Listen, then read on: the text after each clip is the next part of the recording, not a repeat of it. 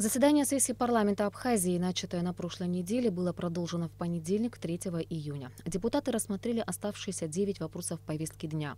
6 проектов закона об исполнении бюджетов государственных фондов республики были рассмотрены народными избранниками.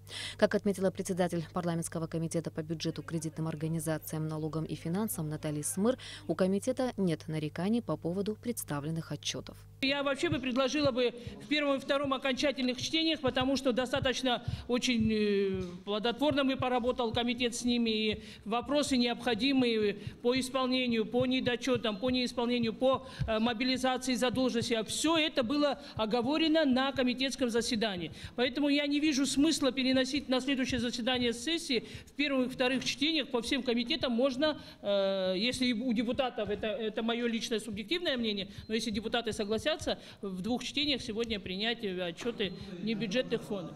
Зампредседателя контрольной палаты Заур Отурба также подчеркнул, что за исключением фонда по репатриации к остальным 5 фондам, а именно пенсионному, соцстрахования и охраны труда, обязательного медицинского страхования, дорожного и внебюджетного фонда инвалидов Отечественной войны народа Абхазии, вопросов нет. Что касается внебюджетного фонда репатриации, там действительно выявлен нецелевой расход, где за 3 800 000 приобретено жилье не репатрианту, это нецелевой расход неопровержимо, и за счет раздела строительства произведен ремонт здания Министерства репатриации и приобретение декоративных растений, это примерно на 3 миллиона с лишним рублей. В итоге законопроекты об исполнении бюджетов за 2018 год вышеперечисленных 5 фондов были приняты во втором окончательном чтении, а отчет фонда по репатриации был принят в первом чтении. В следующем вопросом повестки дня депутаты заслушали отчет председателя Национального банка Абхазии Беслана Барателия. Прибыль банка в 2018 году составила более 70 миллионов рублей и увеличилась по сравнению с прошлым годом на 4,3 миллиона рублей. В 2018 году банком Абхазии в соответствии с договором по субсидированному кредиту было погашено 58 миллионов рублей. 6 из 10 действующих кредитных организаций завершили 2018 год с прибылью в общей сумме 50,7 миллионов рублей. Общий убыток остальных кредитных организаций составил 33,5 миллионов.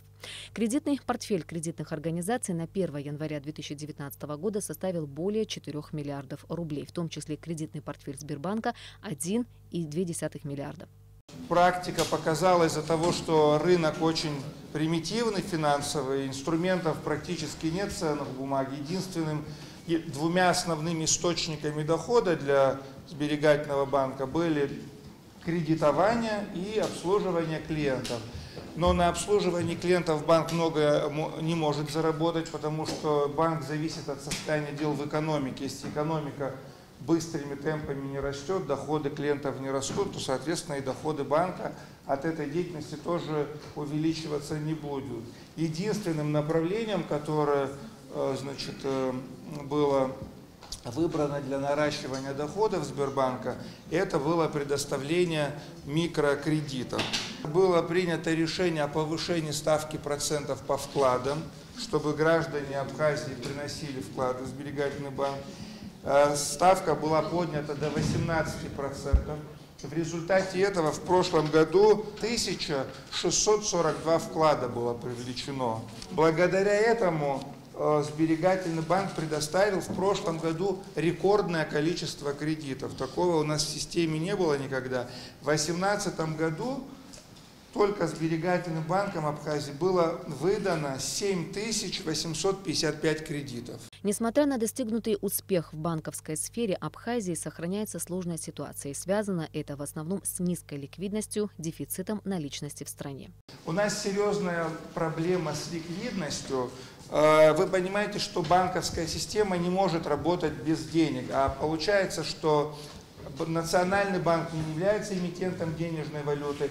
В отличие от любой другой страны, где есть банковская система с эмиссионным центром, где Национальный банк регулирует объем денег в экономику, увеличивает этот объем, уменьшает, влияет на ставку процента. Мы сегодня находимся в рублевой зоне, и мы сегодня просто по факту констатируем, сколько денег у нас есть в банке. То есть от Банка Абхазии не зависит, сколько денег находится в Банке Абхазии. Председатель Нацбанка также сообщил, что в начале 2019 года успешно проведены тестовые операции по обслуживанию карт МИР в инфраструктуре АПРА.